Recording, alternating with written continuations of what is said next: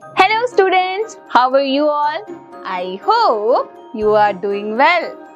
Today we're going to read a picture story. Yes, and the story's name is Naughty Manku. Let's begin. Manku Monkey was very naughty. He was greedy too. He never shared food with his brother.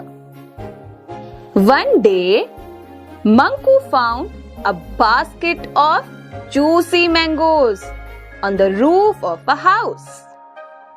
He ate all the mangoes and did not share them with his family. Smiley Sparrow, who was Manku's friend, asked him not to be greedy.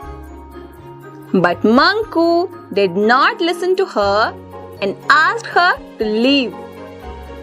Suddenly, Manku's mama came and she scolded him.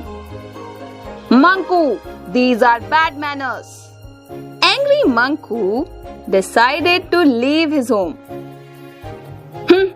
I will never go back. After walking and jumping from tree to tree, Manku got tired and hungry. He saw a pond and went there to drink water.